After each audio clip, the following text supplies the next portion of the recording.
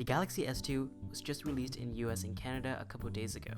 However, for people who live in Asia or been to Asia for the past couple of months, such as myself, should probably have their hands on this phone a long time ago.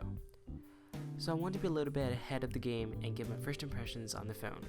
Remember, this is not going to be the review, but simply some of my thoughts that came onto my mind after using this phone for a couple of months. Now to be exact, I actually used this phone for around 2 months, and I came up with 7 good and bad things about it. So let's start by saying the pros. The first thing I like a lot about this is the thinness of the phone. This is definitely one of the thinnest, if not the thinnest phone out on the market right now. Here's a little comparison between the iPhone and the S2. For sure, this is not going to be a scientific testing since both phones do have a case on them, but this is simply just to give you guys a general idea on the size of the phone. I really enjoyed this form factor. Due to its very thin design, this phone is also extremely light. I remember holding it for the first time. It was really weightless to me, and seriously, it's that light. Though because of the light and thin form factor, this phone can seem a little cheap to some people, and I must say, this phone is definitely not solid in terms of its exterior.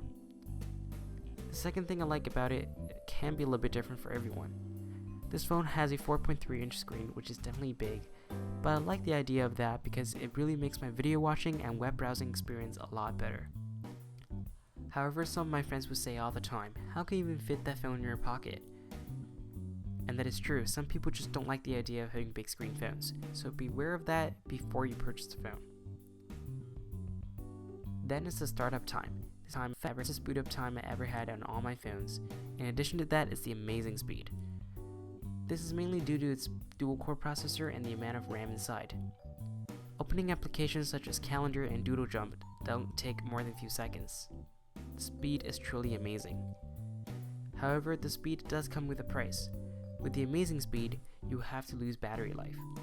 The battery life on this phone is poor. I have to charge it every single night after a day of basic usage. One more thing though is the lock screen problem. This is definitely not going to be a problem with some of you guys, but it is definitely an issue to me. There are 2 ways of unlocking this phone.